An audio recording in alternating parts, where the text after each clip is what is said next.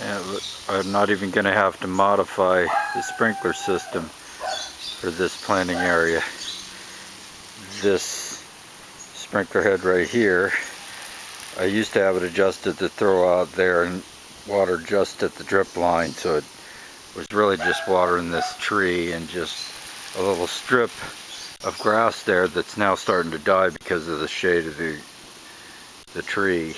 I mean, the tree will eventually dictate where the grass will stop.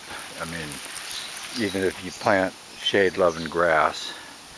But anyways, what I did was I just adjusted the little screw to go down into the stream to make it fan out more, so it's now, its primary purpose is to water this planting area. And I've got this little Goldilocks zone where the plants are planted where the arc just hits them. And this one right here, it's just always hit the tree right above it, and then that kind of waters it and it filters off. And all of these plants are really in raised beds because there's just way too much clay in the soil. So what I pretty much made was perfect azalea fern plotting soil, if you will. Lots of vermiculite, lots and lots of organic matter. I mean, these plants like organic matter. They like aerated soil. I've, pretty much made redwood loam.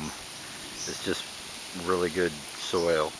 I mean, it's so good that this azalea right here popped 8 blooms since I put it in the ground yesterday. It's just really happy. Yeah, this sprinkler is just going to be perfect for watering these, and it gets watering from this sprinkler head over here as well on about 1/3 of its cycle, and this one over here about a little over 1/3 of its cycle waters these plants over here. This one waters these plants over here. This one right here waters all the plants. So they're going to get really good watering 2 to 3 times a week. It's just the normal watering cycle for the lawn will be perfect for these two. That strip over there has its own zone. It's a drip zone underneath with misters that water that one. And you can see how well this one is doing over here. This has been here for years now. We've just been modifying it. You got this little azalea right here. This azalea was a transplant. It's doing very well there. It was over there next to that camellia right in the corner, and it got the afternoon sun. It was getting scorched. Moved it here. Now look at it. That is a volunteer. It's a cutting from a azalea down there at the end. I'm going to plant that fern there. I'm just going to extend the planting area back here and use this fern right here, the sword fern, to kind of fill this in around the tree here. Kind of give this some height back here, some mid-grade height. And then down here at the end, you can see how well these are doing. Got sword fern, and then these azaleas right here were all cuttings that we brought with us from our last house and planted them here. And you look here at how tall it is. I mean, that's over waist height there. I mean, it's growing up. That's a good sign right there. That's a happy azalea. It's growing like they do in the wild, real stringy. It's gonna look gorgeous. And then got this lace fern right here. This was planted over there on the other side of the tree, and it got more sun than we thought when we started cutting branches to get some space underneath the redwoods here. It got too much sun. It didn't like that, and it just started growing around this way. And you can see here, it's real happy here. So what I'm going to do with this other lace fern that we got, because it's just it gets too big for that planting area over there the way it gets watered. What I'm going to do is plant it right here where it just can kind of fill in out here. You know, just kind of augment that one right there rather than wait for it to grow around, which will take several more years. I'll plant this here and it'll just fill right in within a year or so. Now you can see where the grass is dying because of the shade of these 3 redwoods right here. So what do? Extend the planting area. So I'm going to rake all of this stuff up and make up a batch of my really good dirt and put about 3 wheelbarrows along here and shape it, you know, kind of shape it so it looks more natural, and then put down some weed guard and put ground cover over that. I'll have to move the sprinkler, the lawn sprinklers back here. I'll have to extend it up here. But that's what you do, because you pretty much have to learn to live with these redwoods as they grow. I mean, you got to grow with them. There's no controlling them. They'll do what they want.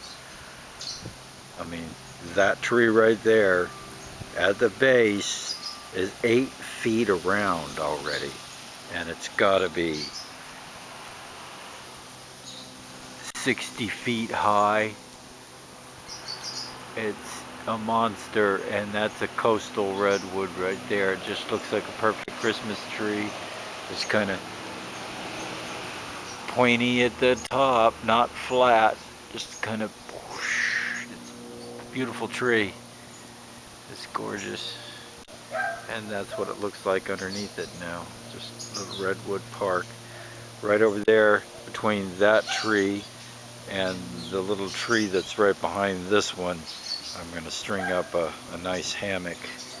Got to get that fence repaired. It's going to look really nice over there. Over here it gets a lot of sun, especially in the summertime, so that'll have to be plants that like sun. But when you get back underneath here, I think what I'll do back here, because it only gets morning sun, is plant a camellia over there. And then this is going to have nothing in it, because that's where the hammock's going to go. And then right here, things that like filtered sunlight and maybe a little afternoon sun. Not sure yet. Back there, that's the pet cemetery. You can see it gets some sun in the morning, but it gets no afternoon sun. So I was thinking about a nice little dogwood tree back here. It's got a camellia in the corner here. I mean, camellias do all right with morning sun. They just don't like afternoon sun. It'll cook them. So that's Pet Cemetery, and I got to do some fence repair back there too. The neighbor piled a bunch of stuff up against the fence, and just eventually, you know, after that last rain, it got really heavy, and it just kind of pushed the fence over. It's getting old anyways. This white picket fence here, it got chewed up by the termites. It's all loose and floppy. I'm going to have to repair that. But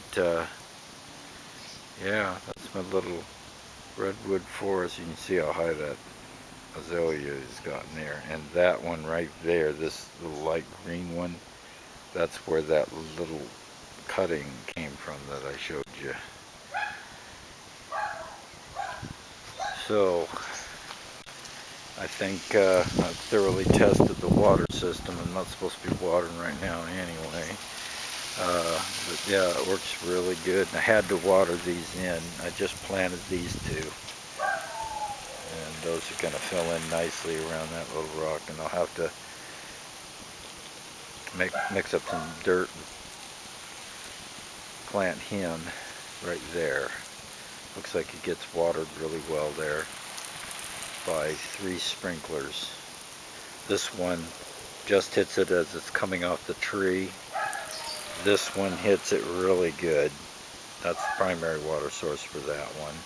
And then that sprinkler over there hits it too.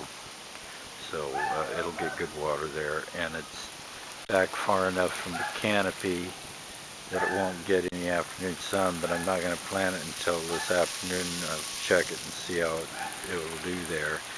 But those azaleas can take a little bit of sun, but need shade for the most part. So we'll see how he does there before I plant him. But that gardenia is perfect. It doesn't get any afternoon sun, not even the winter time. It won't get any right there. That's the gardenia right there. Okay, I'm gonna go shut this off. That's it for now. I'm not gonna plant anything right here because I can't get anything that has any height that's gonna catch this stream. You see how the stream is. Anything that grows up, it'll hit it and block it from watering, so that's got to stay clear right there. You know, just a kind of a little rock garden there. Maybe get some wood to put in here, make it look like a natural forest bed. But right across from this, where this rocky area is, this will eventually have a bench right here facing that way, so you can sit here, and even when the sprinklers kick on, you can sit here and look out at that. And that's where the hammock will be. Gorgeous.